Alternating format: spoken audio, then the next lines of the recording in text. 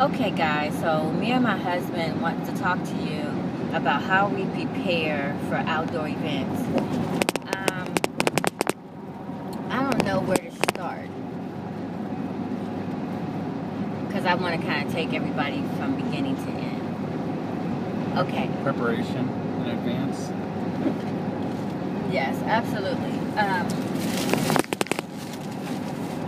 Definitely preparing in advance. Probably. I'm sorry, guys. It's kind of glare if you're driving. Yeah. So I'm going to start from my end first. We definitely need the inventory. So, of course, ladies, I started months in advance of preparing for this show. And I wouldn't even call it me just preparing for this show because now I just create all the time, don't I, babe? Yes. I got mad inventory. Like, I can actually leave the inventory I got, and if I just put the handles on my bag and get my casual wear collection, I can go down on that and leave all the denim. I really could. But I would need a week to at least tighten it up. And a little bit about me, so anybody that sees this that's not my friend. I am a fashion designer, and I make jewelry, I make art, I make clothes, I make hats. I am pretty much do a lot of different things. Okay, so ladies, like I said, you gotta prepare the collection, make the collection, complete the collection. And then you want to make sure you tag everything is labeled and all that stuff, everything is on hangers. Don't wait till the last day to try to do it. And please don't wait till the last day to put, not even the night before actually, because it'll kill you. You know, especially if you had the inventory I have. If you try to wait the night before to label those little bitty things, I used to think this, oh, I just gotta do a little bit of this. And I had so much a little bit of this to do, it literally took hours. Tagging takes hours. And what else? What's those little things I used to put on till last night? Handles. Oh yeah, I could stick them handles on there. Purse straps. Purse straps. I could holes. I could put them studs in at the last minute. Lacing. I'm like, oh yeah, I do that the day before. It's gonna take me that long.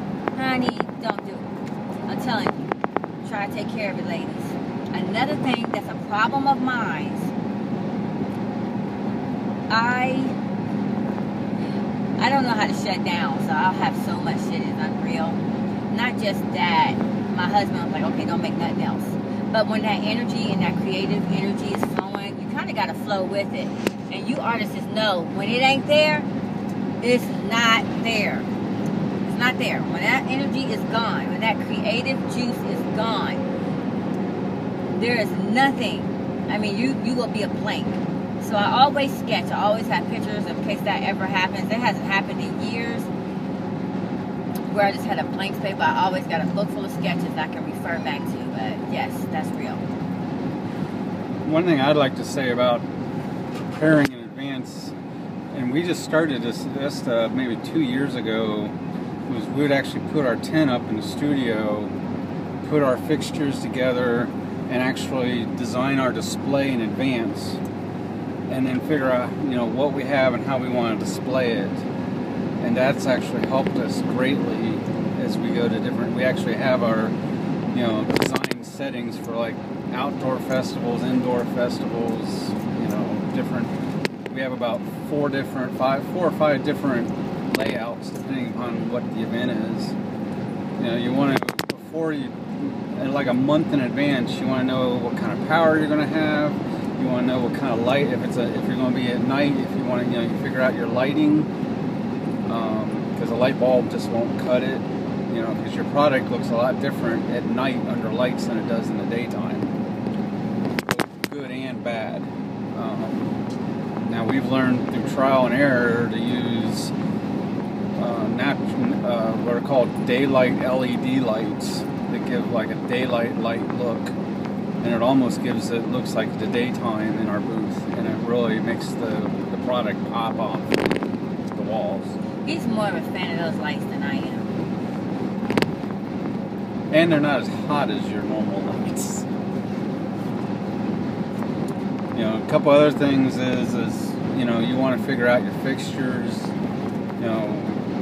Once we did a show for the first time this year to Sabo. Never been there before, so we didn't know what to expect. So we only took a certain amount of gear. Where if we knew what we were going to have when we got there, we would have brought other gear because we had a lot bigger space than they advertised, and we were on a corner, which was even nicer. So yeah, I mean, and preparation with your booth is, there's a lot to it. I mean, like this load in for this show was probably the easiest because all the booth, everything was all lined up, all ready to go, and it was a matter of just loading it on the truck. And why was it easier, babe? Because we organized the shop. Yeah, the whole shop, we opened up a whole new back area, put up shelving and slots, and now it's like all the booth components have their own place. We have all the poles and the grid wall, shelving, everything has a place. Clamps, poles, bases, all the different elements of our booth now has a certain spot. And then we list out, like for this type of setup, we need 30 clamps, we need 12 poles, we need 6 bases, 2 tents, etc. And just all the way down the line of all the different elements. And I have a box that's just strictly lighting, and effects.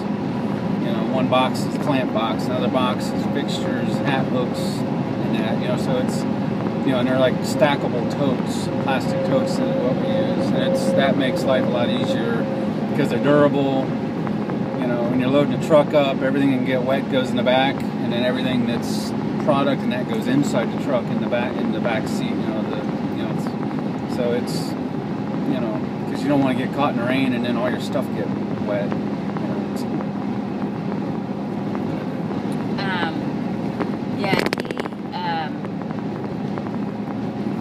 For years he would always say, let's set the tent up in the shop, and I always was like, I'm not doing that, I don't want to do that. And I really actually thought we did not need to do that. There's times he did it, but I didn't take it seriously. But this year here, I really did look at what he was trying to do, and I think I more looked too because he had some ideas. And when it was time to set the tent up, it was a lot easier. I knew exactly what it was going to look like. I knew what jewelry was going to wear, what this ball was going to look like. And that also will save you a lot of time when you're building your tent. Because you know what you're doing. Because in the past, like, where I'm going to put this, how I'm going to do that. And he actually will draw it out, say it looks like this. I'm more interested in creating the product. He's like, okay, we need to see what this tent's going to look like. This one I'm kind of nervous about because this is a 3-tent situation. We talked about it, but we really didn't set it up. And girls. And we're using new fixtures that we just acquired this year, which we really like, which added our presentation to another level. You didn't have to get any more of those fixtures from the outside? You should have. And that's another thing. If you have a showroom in or a studio like retail, try it. And we've learned this over the years, where we would tear our showroom apart for our field setups, and then we get back and then we got to put the whole showroom back together. Try to have your showroom stuff that stays showroom, and then have your field and show stuff that is in a different area. It makes life a lot easier as far as when you get back from a show to be able to just put the product back in its place versus having to rebuild your shop back up. And that's something in the last few years we've gotten a lot better at. Okay, so